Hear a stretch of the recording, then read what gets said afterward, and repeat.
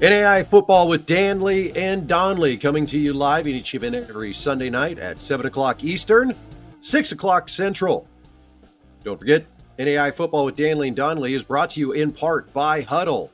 Huddle brings us live streaming broadcasts throughout the day and gives us an opportunity to review coaches' video later on Saturday and Sunday to bring you our analysis of NAIA football each and every Sunday night. We're also broadcasting live on the Urban Edge Network. Urban Edge Network, just another one of your homes for NAIA football. Coming up tonight, we're going to go through the biggest games in NAIA football and a whole lot more. It's all right here on the Victory Sports Network's NAIA Football with Dannelly and Donley.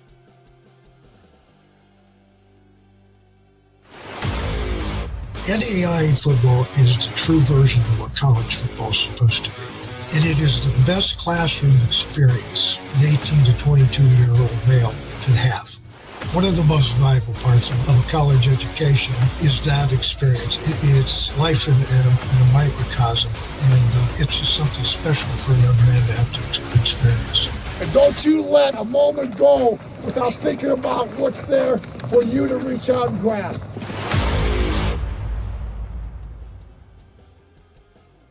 This is NAIA Football with Dannelly and Donley. Thank you very much for joining us here for yet another great night of NAIA football. I'm excited to bring the first full week of NAIA football to you.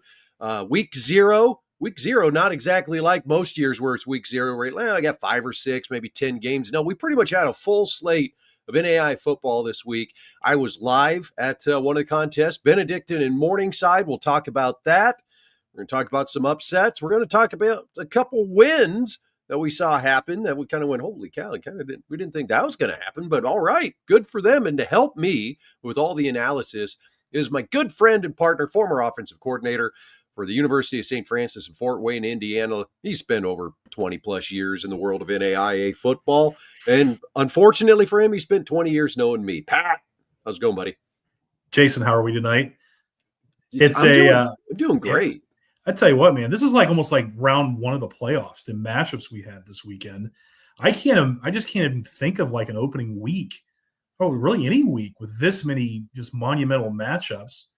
That's actually one of the titles of the that was actually one of them. One of them, yeah. But man, I tell you what, great matchups, interesting results, and some ones we kind of thought ended the way that we thought they would down to the wire. Some other ones are kind of like you raise your eyebrow out, like we didn't see that one coming, but it's interesting. Yep. Let's get into it. And there's a lot to cover, but man, big time games. And I definitely, we talked about it before, tip our caps to these programs for setting these games up because it makes things very, very interesting here in week 0. Yeah, so much of this week is, all right, I see who they've got coming back. They lost these guys, but I really think that they're going to be set up for success this year. And in week 1, we saw some teams that we, like you said, kind of raise your eyebrow at a little bit. You saw some teams where you went, yep, okay, they're right kind of where we thought they were going to be. And then we had some teams that maybe, they're on the radar because we're covering them. But we kind of looked at their games a little bit and went, that's a good game, but that's not going to be a big game. I'm not going to worry too much about that. And holy cow, ended up being some great games out there. So let's go ahead and talk about some of the games around the NAIA before we get into the featured games of this week. A great one on Thursday night. Olivet, Nazarene, and Taylor. We knew it would be good. These teams always battle one another. Taylor led 35-14. Looked like they were going to run away with this one, Pat. And Olivet, Nazarene, Coach Mitchell battling the Tigers back, got them tied up at 35, took the lead 42-35. Taylor ties it. They go into OT, and Olivet Nazarene is able to finish things off with a 48-42 victory. Heck of a ball game in the Mid-States Football Association. Jason, I was watching it live, and like you said, Taylor really in control early in the game. I was traveling to my destination. I'm here now watching this game, so I probably shouldn't disclose I was watching it while driving. Anyway, here nor there. Yeah. But, you were in the car and the video was on. Right. Correct. But Taylor was fantastic in that first half, Jason. And then I get to my destination thinking this game was over. It was kind of like turned into a blowout type situation, like you mentioned, 35-14. You're like, what happened? Went to overtime. How about that? So you got to go back and watch this thing.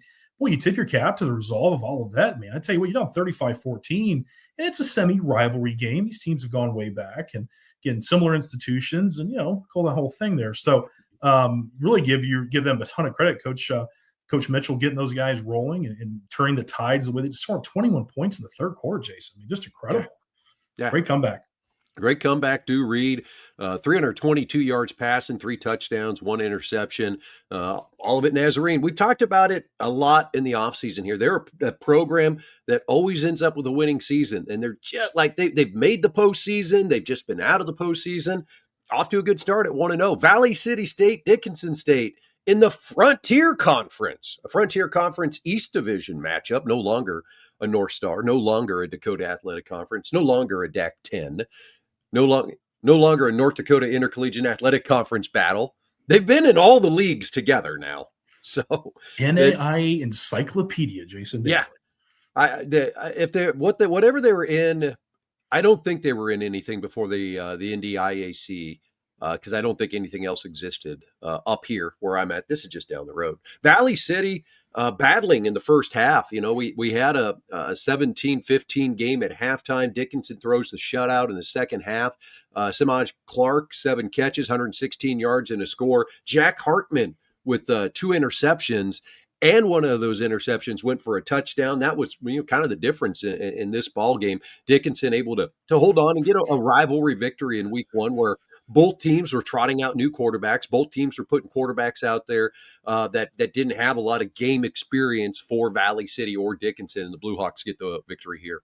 It was those things like kind of feeling out process that first half, tight first half, and really Dickinson State did such a great job in the second half defensively, just getting back to their core principles, playing good defense and running the football, and getting some timely passing games certainly. But Dickinson State's been a perennial playoff team for so many years, and you could see them settling into this game and playing exceptionally well in the second half.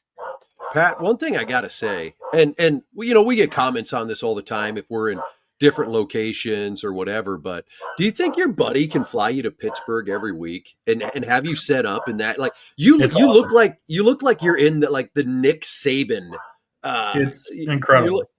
It's. If I could tour around this house, you'd even be more blown away. He has a replica. Let me tell you something, Jason. Really quick side note. He has a mini replica of the Cheers bar, custom built in his basement. That's kidding. Awesome. That's awesome. This is a pretty cool place here. Yeah, I'm in Pittsburgh.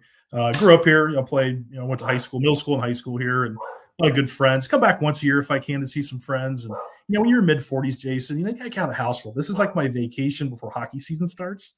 Yep. So good to be home, and ate way too much. My goodness, I ate too much this weekend. So holiday weekend's been a good time.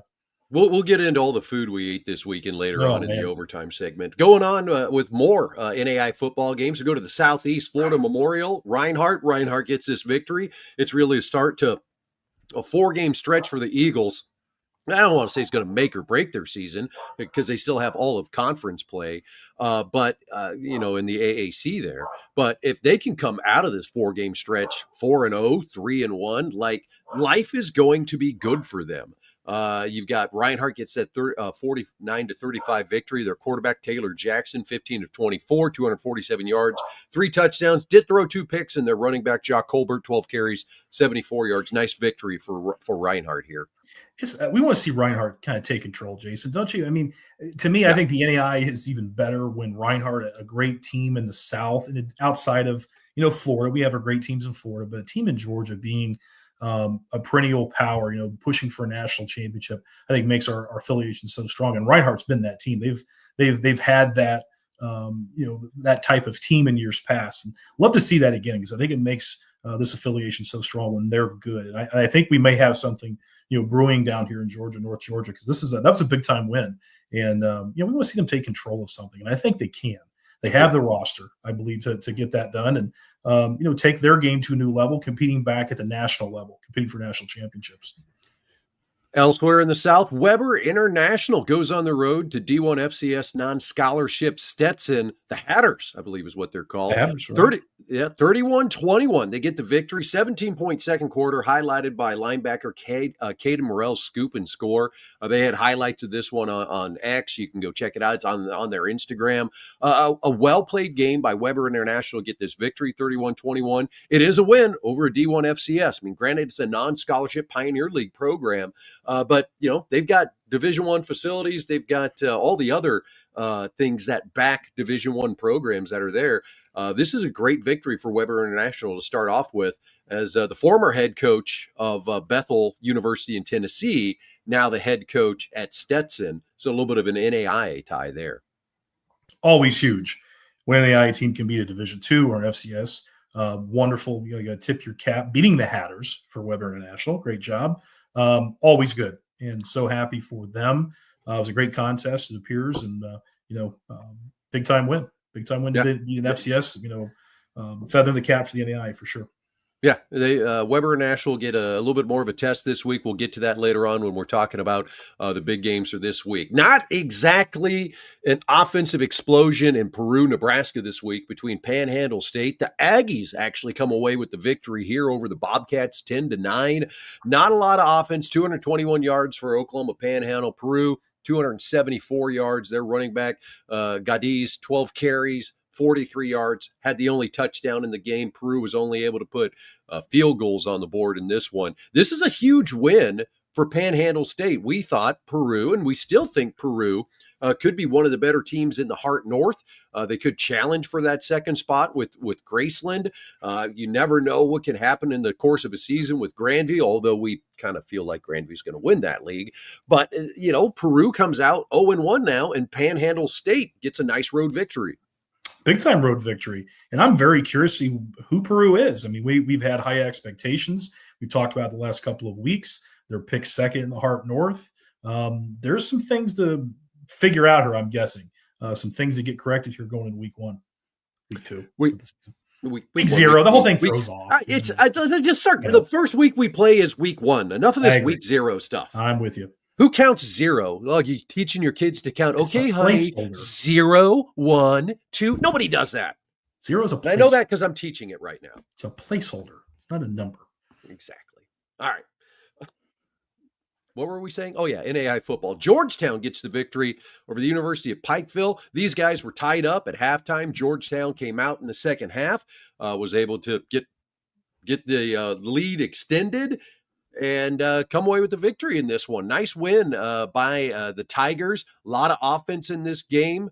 Aaron Williams of Pikeville, 82 yards rushing, 96 yards receiving. We've known him to be a real dual threat back. One of the best, we had him down in the athlete position as one of the top returning athletes in NAIA football, but not enough to get the Bears the victory. Georgetown comes away with this win, and it's a nice win for Georgetown. But I think, as an NAIA guy, you kind of look at it and you say, all right, well, Georgetown gets the win, but they kind of split the quarterback position a little bit in this game.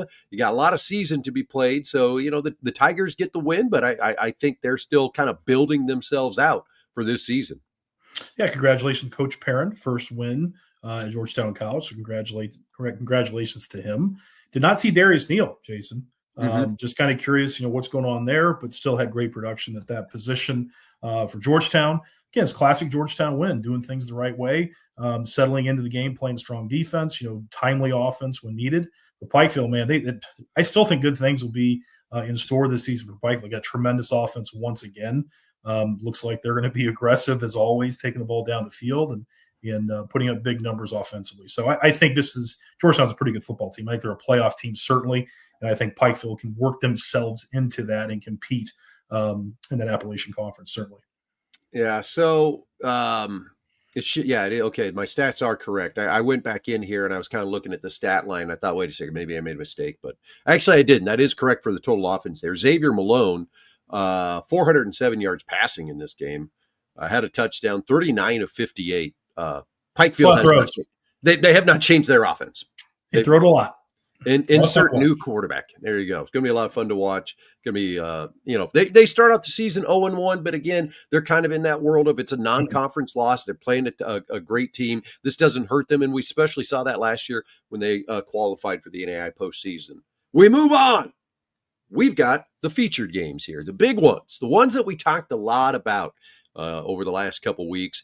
And this was a great one at Indiana Wesleyan. Kaiser comes away with the victory on the road, 38-31. Pat, I can't remember last week when we were talking about this. Were you leaning Kaiser or were you leaning IWU? Because I leaned IWU.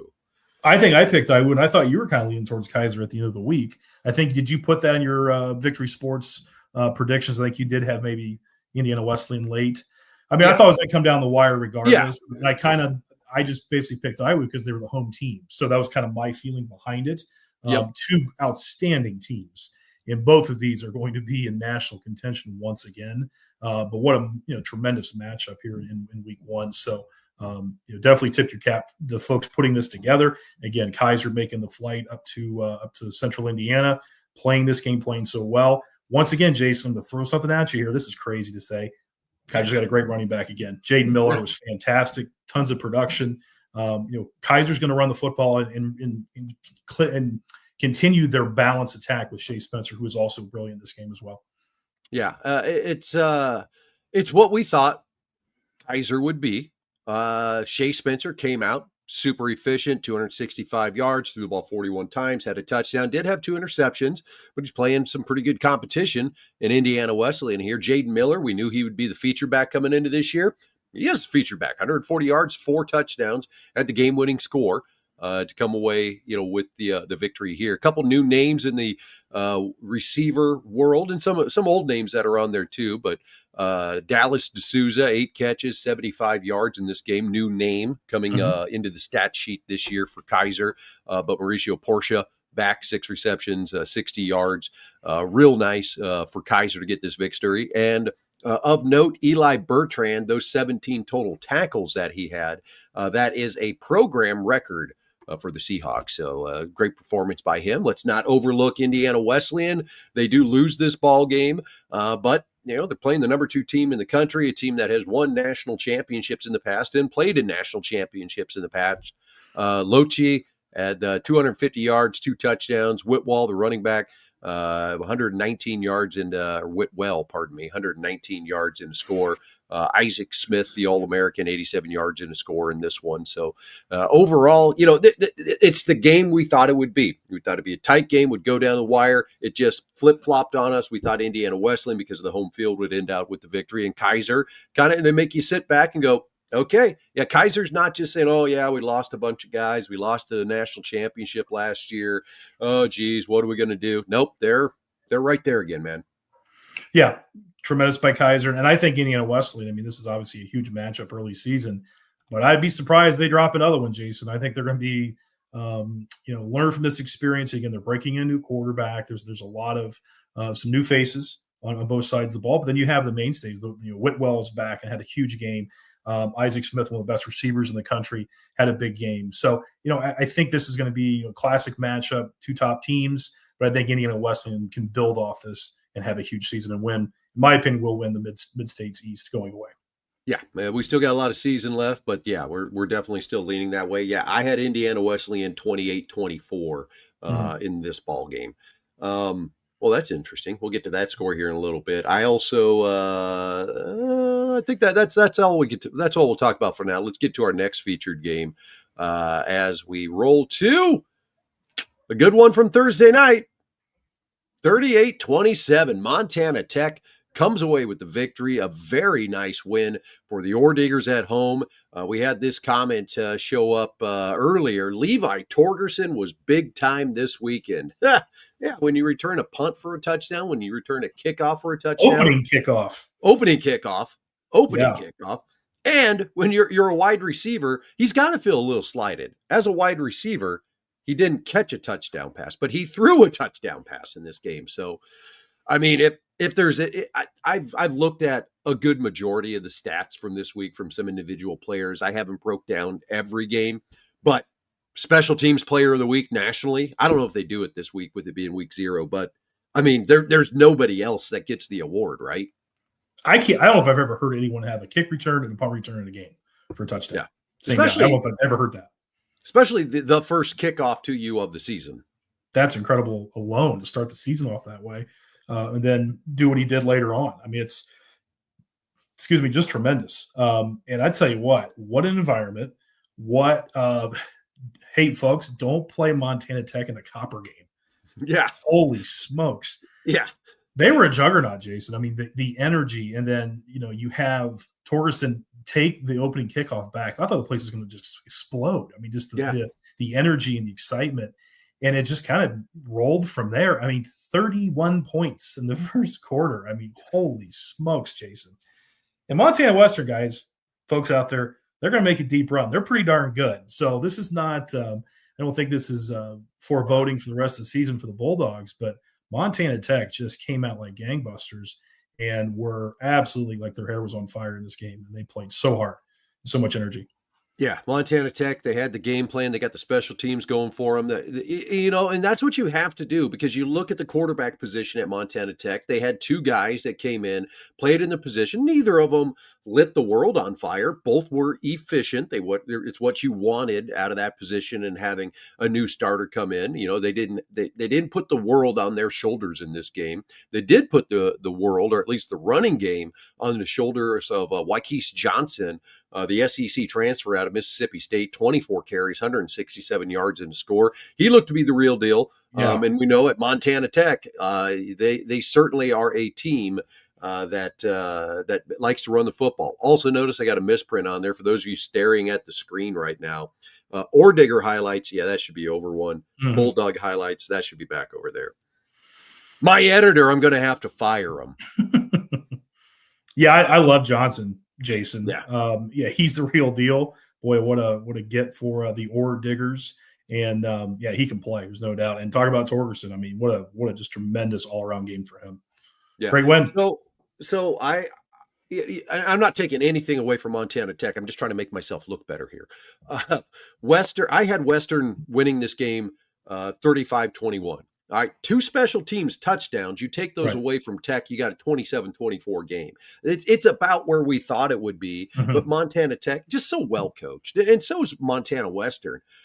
With Coach Norse out there. But Coach Sampson, you give him all this time to prepare, and he did a heck of a job and got this team motivated, got everybody going to get this thing taken care of. So real nice win for Montana Tech. Again, does this mean anything long-term? It's kind of the week of everybody temper your expectations. Let's not overreact to things. Oh, the number 5 team in the country lost. Oh, we got to put Montana Tech up to number 5 now. No, this is all going to work itself out over the next couple of weeks. Just calm ourselves. But I do think Montana Tech is for real, Jason. I think they're a bit better than maybe we expected, and just add them to the list of great teams in this great league. I mean, I think they are the real deal. They've got some firepower, certainly. Give it a week. They got Carroll this week. Yeah, absolutely. We'll talk about that game coming up here in a little bit. This was the shocker. This was the game that everything that played out this weekend, all the big games that we went through when we kind of previewed last week and how we thought things would go. Yeah, we were wrong. This team beat this team, but it was close and the game went the way we thought it would. This one we were completely wrong about. Now, and again, not tipping my cap here at all. Like, well, I guess I wasn't that far off. I said this would be a dogfight. I said Texas Wesleyan would win this, but my prediction was 31-30 because I knew Lindsay Wilson had a really quality team, but they took Texas Wesleyan out of this ball game, and they completely annihilated any semblance of a run game that they had. Texas Wesleyan was not able to run the football against Lindsay Wilson in this game, and they weren't able to really defend the pass and Kaya Shepard either, because Shepard had 5 catches, 3 of them were touchdowns, and he went for 315 yards, Pat. It's a lot of yards. I'm interested in this, and I want to see the next couple of weeks with both of these teams, because is Lindsay Wilson much, much better than what us and other people like us out there anticipate, including the coaches' polls? And is Texas Wesleyan a bit down? Maybe you've lost more than what we realized from last year's team? Or is it simply a thing where major distraction? I don't know what Texas Wesleyan did. Did they drive this? Did they fly it? I mean, again, it's not an easy trip No. And I think that is a distraction, especially for a team that maybe hasn't done it a lot. Can they travel quite a bit though, Jason? That league is spread out. I mean, but it's not an easy trip. Maybe account for a score, whatever it may be. But this did not seem like the Texas Wesleyan team that we were anticipating seeing this season. I don't care what the circumstance. So I'm anxious to see kind of what happens moving forward with both of these teams. Is Lindsay Wilson better than we thought? And is Texas Wesleyan, is this kind of an anomaly type game? Do they just kind of stub their toe, didn't show up, and they're a great team like we anticipate? This is going to be interesting to see both of these teams and how they progress here early in the season. In the Mid-South Conference, my preseason pick, I picked Campbellsville to win the Mid-South. And if I remember right, I had Lindsay Wilson second, Georgetown third, because I was catching a lot of guff for putting Georgetown third in that league. I did think Lindsay Wilson would be improved. This was just a game where I thought, okay, they're playing number 10 in the country. They're not quite there yet, but they're going to be a team competing for the conference title at the end of the year. Lindsay Wilson blew the doors off that thought, and they have stepped out and said, now, we're going to be one of the better teams in the NAIA. Now, let's play it out. Let's not overreact. It's week 0. We've played 60 minutes of football. That's all we've done. There is a lot of season left to be played, but kudos to Lindsay Wilson, not backing down, coming into this game prepared and controlling it from the get. By halftime, they were in control of this game and they didn't let it slip in the second half. Blue Raiders. Now, the university, Lindsay Wilson University Blue Raiders, tip of the cap to them. Great performance by them and that football team to start off the season 1-0. Oh, baby. Fort Wayne, the Fighting Tigers against the Cougars, just down the road from the castle up on the hill that Pat Donley looks down over the field on. Was this game happening? Hey, Campbellsville not playing with their usual starting quarterback, Jagger Gillis. Jagger Gillis injured. Sounds like he's going to be out a couple weeks. I did email back and forth with Coach Russell, and thank you, Coach Russell, for responding to my email and also providing me with information, because I just don't want to come out on the show and look like an idiot. Be like, yep, Jet Engel. Yeah. Not pretend like we had Jagger Gillis on all these things. So, but Jet Engel comes out, 253 yards, 2 touchdowns, 2 picks. Trey Bass, a real nice game for him, 16 carries, 75 yards. He was a key contributor to this team last year. A nice win for Campbellsville. They were up 31-14 going into the fourth quarter, or early in the fourth quarter. St. Francis had a little bit of a comeback there, Pat, and it was looking like they might be able to pull this thing out. Yeah, substitute Jagger for a Jet. How about that? Cool quarterback names. Jet was really good in this game, Jason. I thought he really executed. Campbellsville is an RPO team. They were big in the RPO game of distributing the ball, decisions off of, sometimes a single isolation defender and, whether we're going to give the ball or throw the ball. I think they have a really cool system, and they executed really well. I thought Jet did a beautiful job. Tell you what, the running game was formidable for the Tigers. St. Francis didn't tackle well at times, especially early in this game. And really, they had control of it. The Tigers, Campbellsville, had control of this game. And I tip my cap to USF of really making this a contest late. Situation, Jason, gave up a sack late, made it 4th and 20, like inside the 15, threw a ball up, tipped in the air. Guy named Adam Smith, a receiver for the Cougars, takes it back. It had to be an 85-yard touchdown, 88-yard touchdown, something like that, on 4th and 20, down 35-14. Next thing you know, it's 35-21, kind of making it interesting. St. Francis gets the ball back, gets another score, comes down to the wire. So you definitely tip your cap to them and their resolve, St. Francis, of battling back when they're really down 34-14 in the fourth. This thing's pretty much over. They had some resolve and fought back. So you got to tip your cap to Coach Sherman and his staff of getting those guys back into it. I think it was kind of a typical first game. Some sloppiness a little bit for St. Francis. That's kind of my evaluation of it. And I really think highly of Campbellsville and their effort and their the preparation. Again, Jet Engel at quarterback and really execute their offense very well. Stout enough on defense, stopped the run pretty well. Campbellsville defense versus St. Francis. So I think both these teams are very, very good football teams, Jason. Both have a strong contention of, pushing to win their leagues like we kind of predicted them to, at least and certainly in contention for, and also the postseason. So I think they're very, very good, high-level, playoff-level teams. In my opinion, watch this game. Yeah, I had this flip-flopped. I had St. Francis winning the game 31-24. So, again, this great win by Campbellsville. Did we learn a lot about, the separation between these two teams and who will be No, it's week 0. Let's not overreact. a great football game that we thought was going to be a great football game.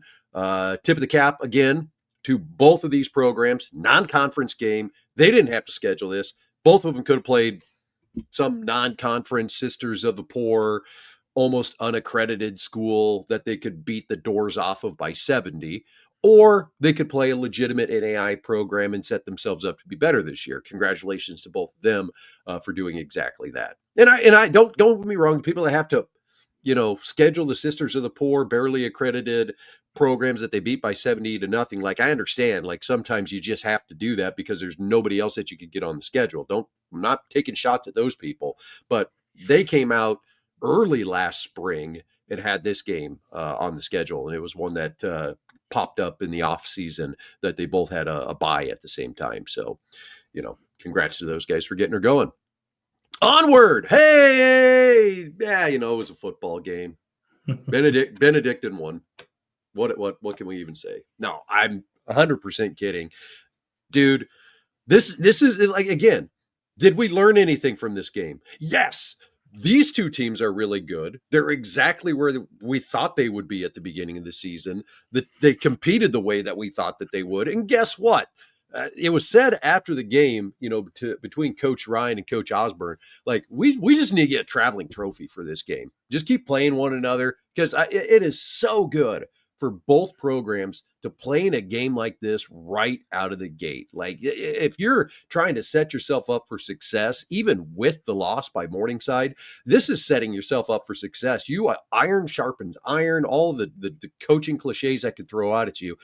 This is a tremendous football game and was a hell of a lot of fun to watch, Pat. Yeah, obviously you're there. You've got a great seat for it. I watched in the live stream. Great offense, back and forth, two great quarterbacks.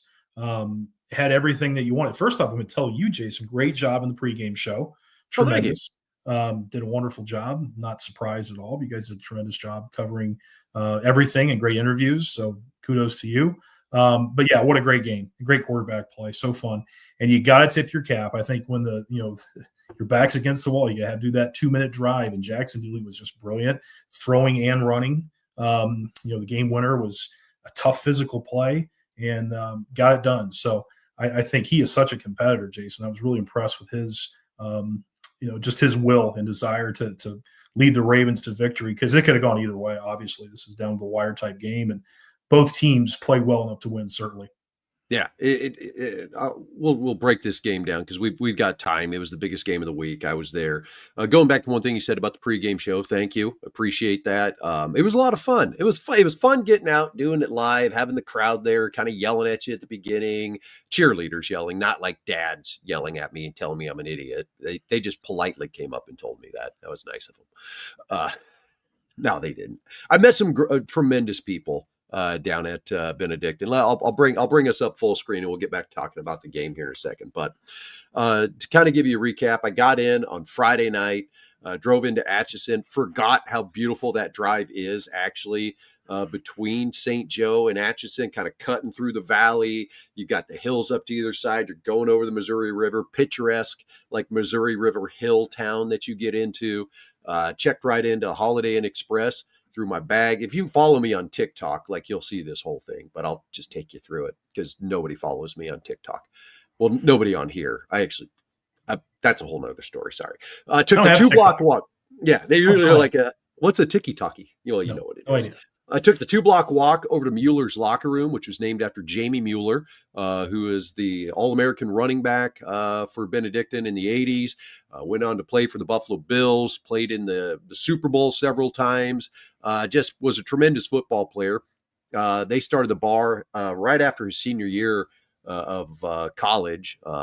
They gave it his name, him and a couple teammates. One of the teammates I met, he stayed in the same hotel as me, and he's been on these streams and commented all the time. I won't say his name. I don't know if he wants me to, but he knows who he is. Him and I visited in the hotel, and we talked about Mueller's.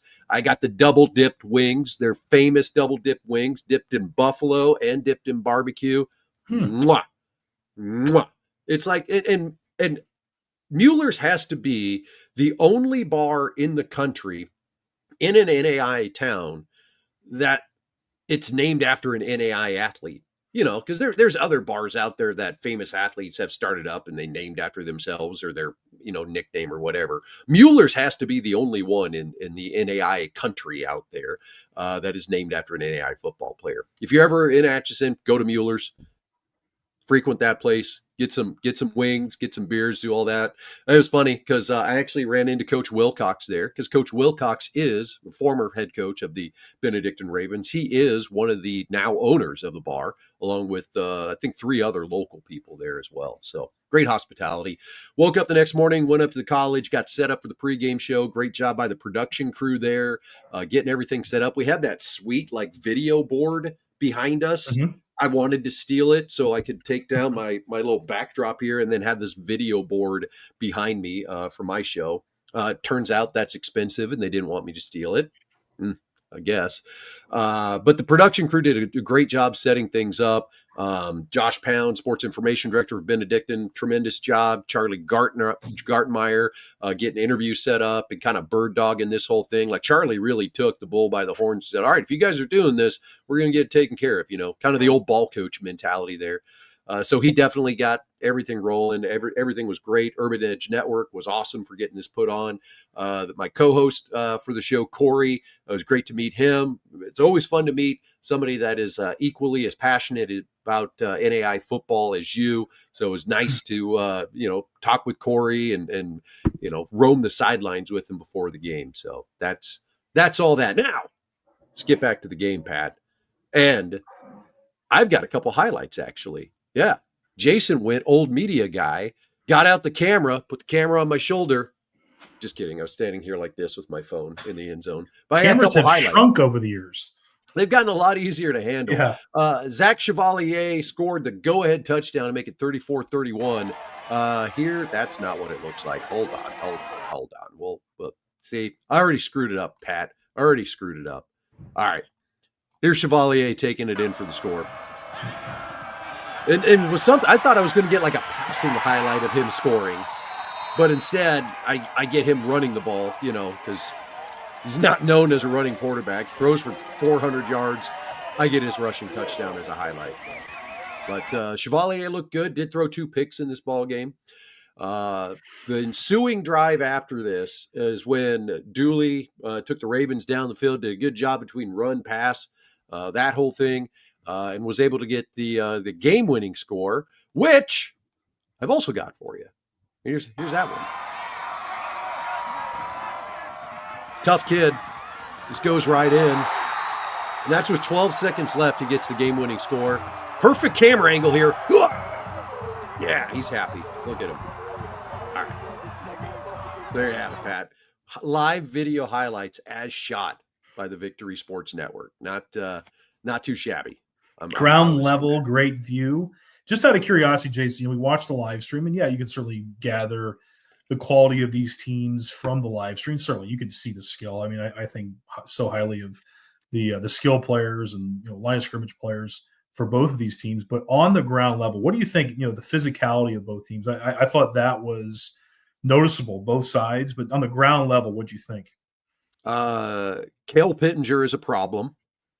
Cale Pittenger for Morningside is a real problem. He was in the backfield the entire time, getting after Benedictine. He had a couple sacks, a tackle for loss, even had a fumble recovery, quarterback hurries. Cale Pittenger will be a problem for a lot of teams this year. I can tell you that. He's got a great, and we knew that. He's returning All-American. He's really good. He's really good. Speed-wise, there's a lot of speed. I really liked Titan Osborne for the Ravens. Had a couple catches, 93 yards and a score. I really like kind of it's not really thunder and lightning. It's kind of like lightning and other lightning for the Benedictine running backs, Witherspoon and Ugorji. Xavier Ugorji, I think he's maybe a guy that it just seems like on the field he's got more speed. I had an interesting interaction I'll tell you about off air with Ugorji. Nothing bad for him. All bad. Okay, I'll just say I walked into the bathroom and the door wasn't locked. And I was just like, oh, sorry. And then I hear somebody go, sorry, Zave, I just forgot to lock the door. I'm like, oh, my bad. So Yeah. You want me to take you off the screen at this point? You're good. No. What else did I see in this game? When Morningside is going to need to run the football, they're going to be able to do it between Huff and Birch. That was maybe something early last season they didn't have, but Huff did emerge as a 1,000-yard rusher. I just thought I saw exactly what I expected to see from these two teams, and that's two very well-balanced, physical, well-coached, disciplined football teams that are going to continue to be competing at the top of the NAIA for this entire season. A couple of things that I noticed I really enjoyed watching. One, I love watching Steve Ryan offense. I love it now. I didn't like him how to play against him, but they do a great job of scheming up concepts, pass concepts to get Selling, the guy, the great receiver. And they've got a bunch of them, but I think Selling in particular, they really try to put him in positions to kind of some of the nuanced routes and things like that. I've seen that a lot. He's the guy they want to work. He's such a great route runner, has a good sense of how to find openings in space. You're seeing that a lot. They're scheming him up. They've done that the last couple of years, certainly, but I really saw it in this game. When things mattered, third downs, it seemed like Selling was that guy. They were trying to move around and give him opportunity conceptually. And I thought the physicality on both sides, I think both of the lines were very good. I think in this game, especially late, a lot of the gap schemes, the lineman pulling and some mobility out of the Ravens offense. I saw that quite a bit. And then really you're seeing Dooley carry the football in the +1 running game a lot more. It's like they're taking, some of the thoughts of what Grandview's done with the other Jackson, Jackson Waring. So I'm seeing a little bit more of that, maybe him running a little bit more in the +1 running game. So I think that was a nice added dimension, which we've seen a little bit, but it was a lot more in this game. I thought, Jason, he was a ball carrier in crucial situations, the short yards and red zone. Yeah, you can see the stats up there just tell you how evenly matched these teams were. 9 lead changes in this game. Unbelievable. My prediction last week in this game was 35-31 Benedictine. So about that, pretty close. I mean, it went the way I thought it would. Early on, kind of felt one another out a little bit. We had a little bit of a stalemate, kind of second quarter, third quarter, we came out, we started scoring again. And then, with only the 2 scores in the fourth quarter, both these teams got up and down the field a lot more than what the score would indicate there. It was encouraging to me, honestly, late that, after Benedictine had scored to make it 38-34, it's like, okay, we're not going to overtime. Morningside's only got 12 seconds, but if they're going to win it, they're going to win it, and they're going to win it with the score. Just weren't able to get anything to go deep. Weren't able to get those last couple receptions that they maybe hoped to have to get a little closer to the end zone. But yeah, this from top to bottom, both institutions, both programs, first class experience at the game, first class experiences on the sidelines. I stood on both sides. I'm a sideline guy. I don't like being up in the stands. A lot of times I'll get offered like, oh, do you want to, have a spot in the press box? No, not at all. I want to stand on the sidelines and I want to listen and see what I hear. And what I hear from teammates when something bad happens, what the response is on the sideline. Listen to the coaches coach their players up. And I heard and saw exactly what I thought I would have seen from 2 programs that are as good as Morningside and Benedictine. So hats off to them. This was awesome. And again, there's no reason to overreact, especially I'll put a little note out to the coaches here real quick. Coaches that are coaching in the coaches poll. Hold on. Let me come in a little closer here. If you're a voter in the NAI top 25 coaches poll, you just flip-flop them. You don't move anything else. You don't drop them further back than that. You just boop, boop. You just flip-flop them. Let's not be dumb about this, guys. Like, we know. Come on. And I know most of you know that, but just maybe somebody needs a little reminder. Let's not do anything dumb. All right. Any final thoughts on that one, Pat? Just like last year, Jason, I think both these teams are going to be in the Final Four. I do. Yeah. I think they're really, really good quality football teams. And you saw it. That's what the NAI is all about. I think the whole atmosphere, the way you guys covered it, the way it was shot, the way the stream looked, how it was played, 2 first-class organizations, institutions, and programs, coaching staffs, done the right way. So kudos to those 2 institutions. Did a tremendous job. If there's schools out there that are trying to figure out their like game day operations from like 2 hours before kickoff to post kickoff to everything that happens in game, to the music that's played, to the announcements that happen, to the stream that happens online, all of that stuff, the projections on the video board, all this pomp and circumstance that goes with putting on a quality football experience. Call Benedictine. Well, I don't know if Josh wants me to say that, because Josh is a pretty busy dude and the entire athletic department's busy, but they do it right. Like that is when you go to a big NAIA football game like this, that's the experience that you want for fans. That's the experience you want for the kids on the field. It was tremendous. They did a tremendous job, and I would highly recommend anybody to say, all right, let's kind of emulate what those guys did, because they did an awesome job. All right, we move on, Pat. Top games, game week. We got one game on Thursday, so I'm not going to count this as like a Thursday, Saturday week, but top games in NAIA football this week. Here's a quick look at it. Oh, look at that. We're going to talk about Benedictine again. They're playing number 1 Grandview. Campbellsville and Weber International. That's going to be an interesting game just based on the wins that we saw this week. St. Xavier getting their season kicked off against Indiana Wesleyan. Reinhardt going to Cumberland for another week of a tough quality non-conference opponent. You've got Baker now going to Peru State, and Bethel going to D3 Mary Hardin Baylor. We got another 6 games that we'll preview here in a second. But Pat, we know which one catches your eye. We're both going to talk about that. Give me the second game on here that catches your eye, or another one that you kind of go, okay, that one. I'm going to go in my neck of the woods, because I do want to talk about Campbellsville Weber National. I think that's a really cool game to preview. I'll say St. X Iowa, because I know these teams pretty well. I think St. Xavier's going to have a big year. I really do. I think they're going to rebound from last year. Talking to Coach Fem the way we did this summer, he's incredibly optimistic, feels good about his team this season, especially that defense. And I think Indiana Wesleyan, again, played a great game yesterday. You got another really good opponent coming in to Marion, Indiana, for a big matchup this week. So I'm anxious to see how they're going to rebound against another good quality opponent. So that's one I'm interested in seeing, certainly. I'm really interested, and I'll take your thunder here a little bit, but I'm really interested in Campbellsville Weber International. Mm-hmm. No offense to their win over Stetson, but is Stetson just not there as a D1 FCS non-scholarship?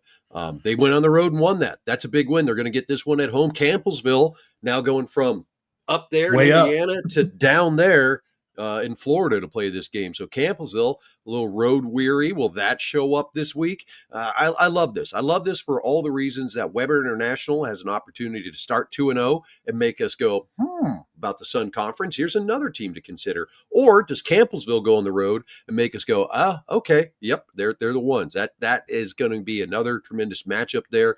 And that'll be a nice one for the Fighting Tigers and the Warriors to lock up together in that game. From the other 3 games, I kind of mentioned it there, Reinhardt and Cumberland. That's a great non-conference matchup. Reinhardt's kind of got a little murderer's row happening. And Cumberland, despite a shutout loss to FCS Tennessee Tech, you just kind of say, all right, that was a game, that was an experience we got out there. This is the game that really counts, and you can see what Cumberland's season is probably going to be this year. And then Baker going to Peru State, how are they going to bounce back? Yeah, I want to see what Peru has, because it was kind of, not what we expected, certainly. And Baker's going to be a great opponent once again. Again, a playoff team last year. I think it's going to be a great matchup and kind of see where they are. And like you said, Reinhardt and Cumberland, great matchup. Like you said, Murderers Row. This is a tough schedule. It's a tough stretch here for Reinhardt, but I think they're a quality team, and going to see how they perform. Bethel, Tennessee, they're going to D3 Mary Hardin Baylor, who's perennially a pretty good Division III football team. They've been at the top of Division III. They've been at the middle upper top-ish of division. Division III so hard because there's 400 football programs. It's like, okay, are they that top 100 or that bottom 100? They're always in that top 100 part of Division III. New coaching era get underway at Bethel in Tennessee. So looking forward to seeing how they do. All right, now we'll talk about it. Grandview's hosting Benedictine, man. That's awesome. Yeah. Going to be huge. And the thing is, first game of the season for Grandview, Benedictine, looking, it's an emotional win. I mean, it's a last, 12 seconds duly scored to win that game against a top 4 program in the NAIA. Now you're playing the defending national champion at their place. This is going to be quite the challenge for the Ravens, in my opinion, just to get up again. the next week. And obviously you're going to play the defending national champion. They're pretty darn good. So this is going to be quite the matchup. And can Benedictine really kind of rebound after that emotional, draining victory at home and turn around and go to Des Moines and play the defending national champion? So it's going to be very interesting, certainly. I think, and you can call me crazy, I think it helps Benedictine with this game actually being on the road after just playing Morningside at home. There's a lot of pomp and circumstance with that Morningside game. There was a ton of people there. There was a lot of things going on campus. They had visits coming in. They had alumni coming in. They had a ton of things that could have been distractions week one, but they blocked them out. They did a great job blocking them out. That just tells you how well coached they are. Now, if they were to have to turn around and do that again, host this game at home, sit there, all week through Friday, have the home game on Saturday, does that get to them a little bit? You change things up a little bit now this week. This week, you gotta get prepared to go on the road. You've got the road game happening. So I think in some way, getting away from all that hype and that love that you're feeling in Atchison, Kansas, and to go on the road into maybe a little hostile environment, I think that helps the Ravens, kind of keep this one a little tighter. It's an interesting point. I mean, I will tell you, being experienced in this world, home games are tough for coaches. I will tell you that. Players is not as bad, but the coaching staff, there's a lot going on. Your recruiting visits in a big game, like you said, the distractions, the pomp and circumstance. Sometimes it's kind of nice just going away and just focusing on a football game. I will say that, Jason. That's a really good point. And I'm with you on that. And I think this is obviously a huge, huge matchup. I'm looking forward to. The adrenaline cycle is a real thing. I don't care what anyone says. I've seen it in 20 years of coaching that, boy, you win a big game. It's tough to recover and get that drive and that emotion back to the point where you're going to play another big game in back-to-back weeks. It's very, very challenging, certainly. So this is going to be interesting to see. No, I love it. I'm looking forward to it. We'll have more analysis on it throughout the week. My Around the Nation article will come out on Wednesday. We'll, of course, have the games picked on Tuesday and Chip's picks. And the Victory Sports Network Top 25 poll will be out on Monday. So be looking forward to that. All right, another 6 games to look through here. If we didn't have the first 6, this would be a tremendous 6 games to talk about as well, especially at that top one of the upper left-hand quarter, Montana Tech at Carroll. Tech just had the big win. Carroll got the win over Northern. Maybe not as big as what I thought it was going to be, but it's a victory. And now we get Tech Carroll again, baby. Going to be awesome. Very similar what you just said about Benedictine, Jason. Kind of same thing with Tech. Obviously unbelievable home game environment, pomp and circumstance, Copper game. They just won a huge game against Montana Western. Going away now, going to another great environment at Carroll College, rivalry game. But they're probably the same boat. Like, let's go on the road a little bit here and play a top 25. So I guess it's a big time game, and I'm anxious to see Montana Tech and how they respond. And like you said, Carroll really didn't blow the doors off. Was it Northern they played, I believe, yesterday, Jason? Yeah, 20-0. Yeah, it's a good football team. We think Carroll's on the rise, so I think this is a great challenge for them as well.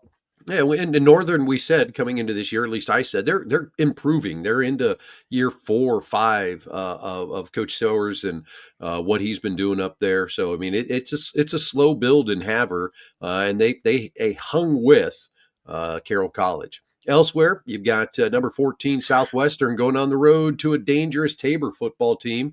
Tabor got a victory already this year, and now they're going to be facing a rated opponent at home. That's a nice contest for the gang in Hillsboro. Taylor going to have to try to bounce back on the road at St. Francis, Illinois. Ottawa, Arizona. They're kind of maybe looking like the front runner in the Sooner Conference now, but they're going to get a much improved Wayland Baptist team to come into Arizona and play them. And then we've got the D2 game with the Western Oregon D2 program taking on Southern Oregon. That'll be a kind of great rivalry rekindled there. And then a traveling trophy game between Midland and Hastings. So 5 other really good games here, Pat. And I'm not going to steal your thunder here with Midland and Hastings, but I'm looking forward to that one, I think, the most of these, just because, who's going to be those next teams like we talked about. You had a big you thought Midland and Hastings both were kind of vying for maybe that 3rd spot in the league. So I'm looking forward to this matchup to kind of see where they are and who comes out on top on that one and who's in that position to really push things with Northwestern and Morningside. Yeah, it's going to be a tremendous amount of fun in Hastings for that one. Just the traveling trophy. Midland's coming off a loss. They lost to D2 Mary. Again, not a game that's going to mean a whole hill of beans by the end of the season. They came back. They battled in that game. Maybe they play them again. They're able to get a victory there. And then Hastings, jumped out 20-0 on Doane, got that victory. Like you mentioned, Pat, these are two teams that I think are vying for that next spot in the Great Plains Athletic Conference, and they could certainly get that. Wayland Baptist is a team that maybe has not been talked about a lot in the world of NAIA football, but they were improved last year. They've got a lot of guys back, and they're going to an Ottawa, Arizona program that is coming off of a postseason loss. It'll be a good one out there in the desert for the Sooner Athletic Conference. No doubt. I like Ottawa, Arizona. I think this is a big time game and opportunity for them. And like you said, where's Texas College and things? They kind of stunk it up a little bit in game one here. Is this an opportunity for Ottawa, Arizona, like you mentioned, to make a big splash here this season? Elsewhere, we talked about Taylor. They're coming off of that. They're coming off of that rough loss, and they've got to go to St. Francis, Illinois. St. Francis, Illinois, a whole new slew of offensive players. They've got to replace some firepower from last season. Their first game out, so Mid-States Football Association crossover game. I would say it probably too much, but yeah, going to be interesting to see how that game plays out. Mm-hmm. Well, I think Taylor's a high character group. I think there's going to be some resolve. Certainly learning from, they gave up a big lead to lose the game, or go overtime and lose the game on Thursday night. And I will tell you again, their character, the coaching staff, they're going to respond from this opportunity, this situation on Thursday night of losing that game, and I think grow from it. And I expect good things from Taylor next week in St. Francis, Illinois. Southern Oregon, Western Oregon. These two teams have not played since 2010, a game that Western Oregon won 24-23. In the history, or at least in the last 9 games, Western Oregon is 9-0. They're the bigger state school in this one, so obviously they've had more success than Southern Oregon. But I think the Southern Oregon program that we've got, the Southern Oregon program that we're seeing, is somebody that could go into this Western Oregon program and potentially get that upset. Yeah, I would not be surprised at all. I think Southern Oregon is they were so close to being a playoff team last season. We know some of the talent that is back. It's a good football team, well coached. We think the world of this program. And again, another great team in the Frontier Conference. So would not be shocked at all. They go to Western Oregon and come out with a victory. Certainly hoping for it. 6-5 is what Western Oregon was last year. They played some FCS programs as well. They played Idaho State, Cal Poly, Sul Ross State, West Texas A&M, Western New Mexico, getting into their kind of D2 world, Eastern New Mexico. So yeah, I mean they're in the world of Division II. Record-wise, middle tier. It's going to be a tough matchup for Southern Oregon. But in my NAIA bias, I will pick Southern Oregon to win that football game because I want to see them win it. I did that this last week too, Pat, with Marion and UIndy. We didn't really talk about that one because we don't need to talk about that one. No, we do not. Yeah, UIndy's pretty good though. I will say. Yeah, they're very good football team. Yeah, and I was talking to one of my counterparts from D2Football.com. Matt Witwicky, he hosts their podcast. Whit and I have been friends for a long time, and the old heads here with the Victory Sports Network will remember Whit from the message boards there. Obviously, he was an NAIA guy first before he was a D2 guy. He moved up like everyone else. But he was saying UIndy, they came out and looked good football team. Really good in that game. A real good football team. So that's it. That's a rundown of all the games and everything, Pat. We've talked about everything that we've had structured for this program, and we got a little bit of time. So that means we bring back our favorite segment, Overtime. Everybody that wants us to talk NAIA football, our official NAIA football talk is over, and we're ready to get going. We did have one question from YouTube. What's new at Graceland? Well, I'm gonna be honest. They haven't played. And they got Phil Stabeck as a head coach. They got the Monroe kid at wide receiver. They got some really good football players in there. I can't say I know much beyond that. That's it. We'll find out here. Yeah. So into the world of overtime. as we wrap things up. Pat, you're sitting in Pittsburgh. You said you ate too much. What's been the best thing you ate this week? What isn't good? So if those that don't know what Permane Brothers is, that's kind of the staple sandwich of Pittsburgh. Of course, we do that. I actually went to my hometown, which is down south of the city, and our little local dive bar has their take on the Permane Brothers style sandwich. It's a mayonnaise-based coleslaw. Fantastic. So it's a variation. It's almost like you compare deep dish to like Detroit style. Yes, the elements and the ingredients are the same. There's a different style to it. We kind of do that here in Pittsburgh. And of course, there's fries on it, so it can't be all bad. The Italian food, the Polish food, my goodness, pierogies. You had pierogies, Jason. They're just to die for. Yeah. My buddy's got a wood fire pizza oven in his backyard. So we've been making like homemade pizzas today. Is it any better than that? No. And then the charcuterie, we went down to the Strip District, which is a marketplace area in Pittsburgh that has imported cheeses and salamis and prosciutto. So we have all this spread. It was just to die for. The mozzarella. Of course, I'm the Irish guy with, the Italian market, trying the fresh mozzarella and, the olives and the peppers. And, oh, man, there's not much better like antipasta, like the meats, the cheeses. Oh, my goodness, it's so great. And then, of course, the homemade pizzas. And the guy did barbecue. We had, oh, my goodness. Kielbasa is a big thing in Pittsburgh. So it's kielbasa, peppers and sausage. He's half Italian and half Polish. So, I mean, you get the best of both worlds. So, man, it's a lot of calories, man. I need to go back to Indiana more and diet. So yeah, it's one of the trips like that are always a lot of fun. But then you get home, like I had those wings on Friday night. Somebody brought me a burger from the tailgate. I was eating a bunch of other stuff on the road, eating food, and tonight I had a chicken Caesar salad at home. Because that seemed like a little bit better set. Hey, I got another comment here.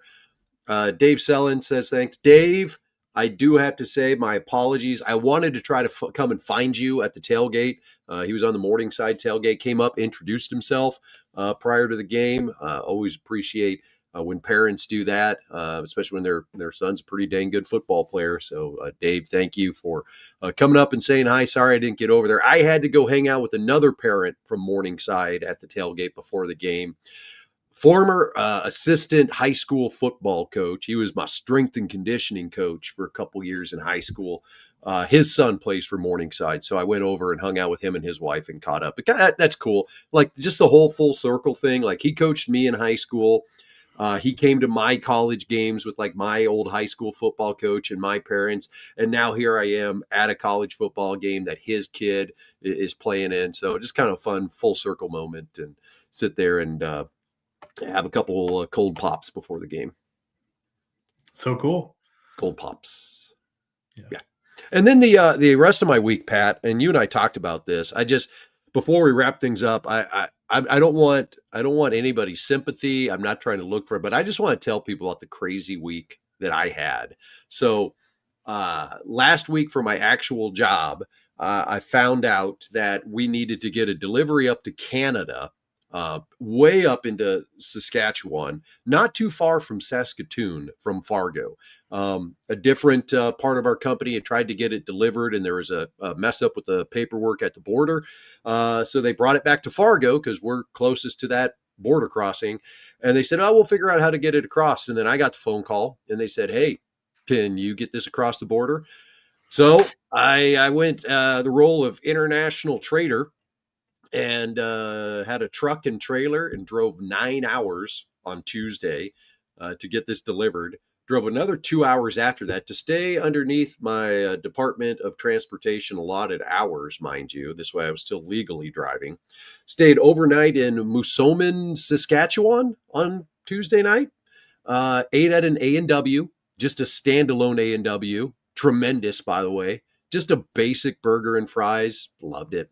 Problem is, I did find out like actual A&W root beer. I got one of those and took like 2 sips of it. And I'm like, this is trash. I don't like this. I thought I liked it. I didn't like it.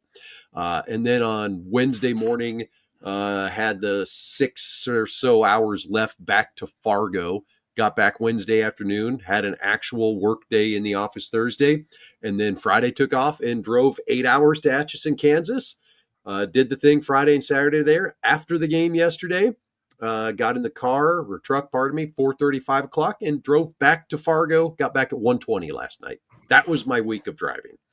Quite the travel. Look at the map and see Saskatoon to Kansas City, and your track that you had Fargo down to. Yeah, that's quite the travel. So definitely commend you, Jason, for the hard work, both in your full-time job and your passion project, which is the NAIA. So great job.